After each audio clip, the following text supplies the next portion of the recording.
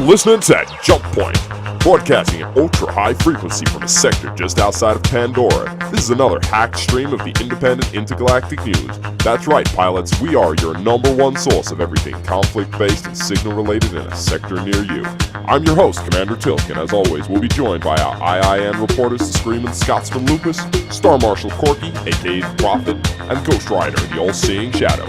So sit back, enjoy, and be informed. This is another Jump Point IIN broadcast. Welcome back to another issue of Jump Point. After some extensive training, equipping the new wing, hiring teachers, and many others, the United Center of Mercenaries is happy to report that it will be opening its courses on the basic life of a mercenary. Experienced instructors and professionals, in an unobtrusive way, will explain to beginners all the pleasures and problems of mercenary life. They will also tell you how to act in an emergency situation and how to improve your ship. After passing the general courses of instruction in your own fraction, you will be given unique references and learn to live in this world. The best and most diligent pilots will receive awards, loans, premium missiles, gold standards, and more. And in breaking news, it appears that a gang of thieves have banded together, and while pilots sit in the bar or prepare documents for their next departure, a group of fraudsters in disguise of technicians have snuck into their ships, and with the help of a homemade device, they can open a bank account and take small amounts of gold credits. Of course, we have invented a system of protection against this, where a signal is sent, and once the confirmation of his bank is received, it drops the connection. But the homemade device allows fraudsters to slow the signal a thousandth of a second, allowing enough time to transfer about 200 gold credits.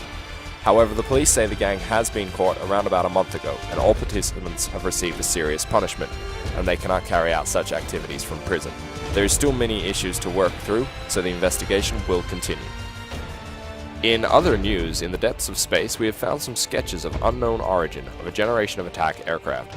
The project, codenamed Buzzard, is a joint product of the Empire technicians and Jericho technicians. They believe that they have inherited the strengths of both factions and believe to have created a new sophisticated weapon to eliminate the Federation threat.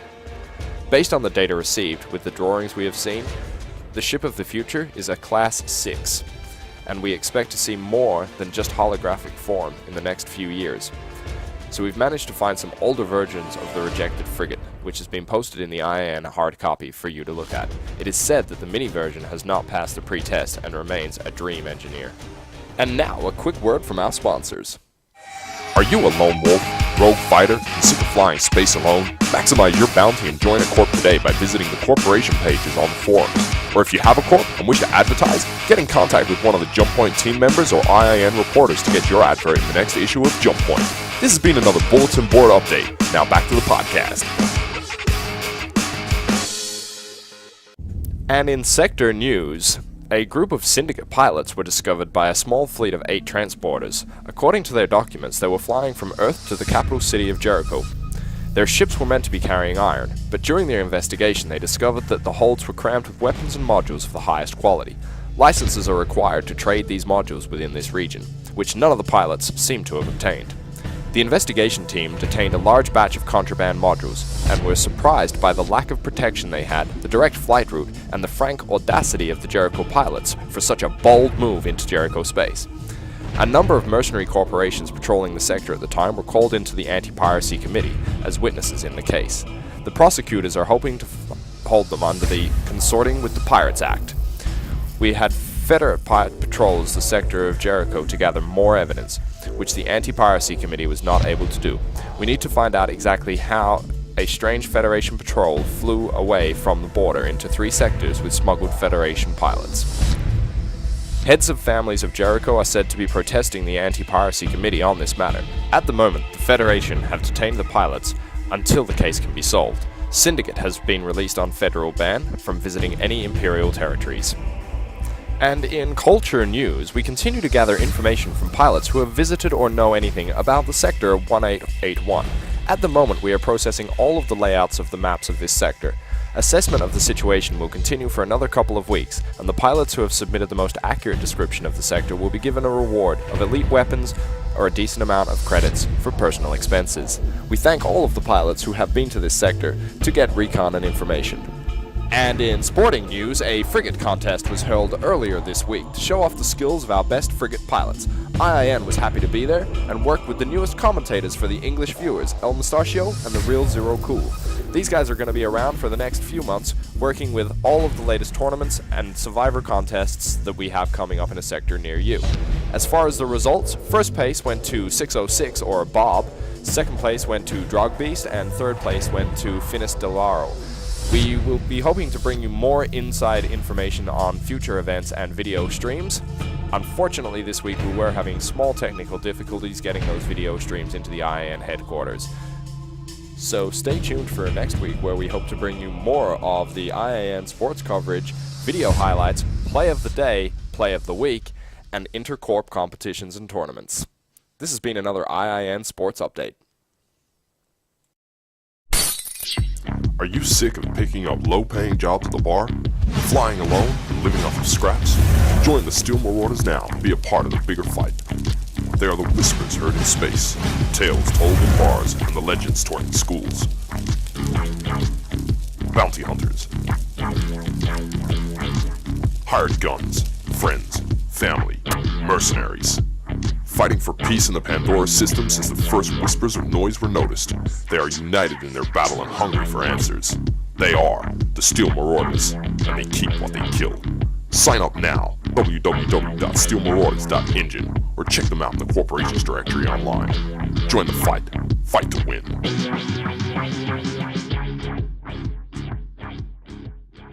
Welcome back to Jump Point, and now for a quick wrap-up of the military news and sector problems. The Imperial forces are getting closer to Sector WX4, the capital of Jericho, trying the old snatch and grab, only to be caught by the elite forces of Syndicate. They suffered a crushing defeat. At an emergency conference meeting called by the defense sector, the heads of the family have made the decision to declare the Corporation Syndicate the first military shield to Jericho. As a reward, pilots are assigned a personal VIP pass in and out of that sector at any time. At the moment, the Corporation Syndicate has the largest amount of controlled sectors, being 10. All of existing corporation fights for the Sector WX, not wanting to stop there. It started a major offensive on all fronts.